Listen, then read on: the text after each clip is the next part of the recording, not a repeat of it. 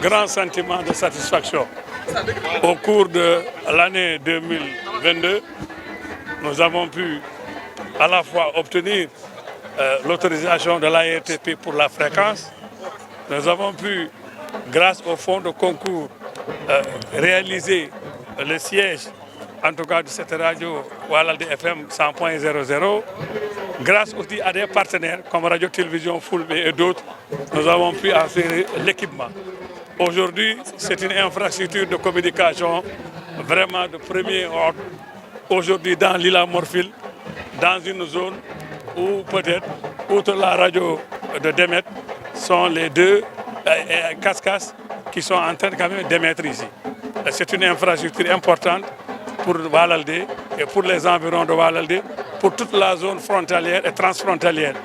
Parce qu'aujourd'hui, avec les émissions, le Pulaar est parlé, le français est parlé, le Wolof, le Maure, le Saraxolé, vraiment une radio d'intégration et c'est véritablement aussi pour nous, c'est une grande satisfaction.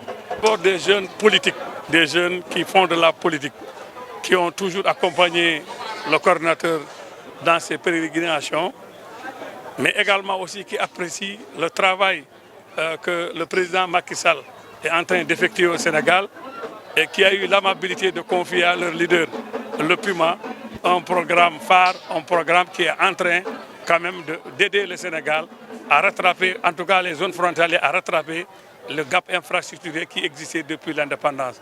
Donc c'est aussi cette réunion, cette rencontre avait pour but non seulement de nous mettre en orbite pour cette année 2023 pour préparer les élections présidentielles, parce qu'il n'y a pas de doute, notre candidat c'est le président Macky Sall, et c'est clair qu'à ce niveau, il y a toute une série de choses à réaliser, il y a une feuille de route, il y a un travail à effectuer, et nous l'avons démarré depuis 2022. En tout cas, le 4 janvier aujourd'hui marque le point de départ jusqu'en février 2024, Inch'Allah, pour qu'il passe au premier tour sans aucune difficulté. Clair, il y a les textes le disent, le Conseil constitutionnel s'est déjà d'ailleurs prononcé depuis 2016.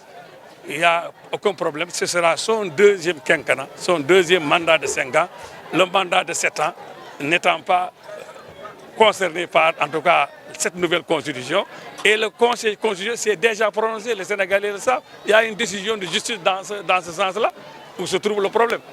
C'est clair chez nous, et nous, ici, les populations, tout a été bien expliqué, et les gens comprennent, malgré les cris à droite, à gauche, les gens savent quand même que c'est peut-être des propos politiques, mais sur le plan de la candidature, c'est une demande sociale. C'est aussi pour continuer ces programmes qu'il a mis en œuvre pour le Sénégal, en avant pour le Sénégal, pour l'émergence.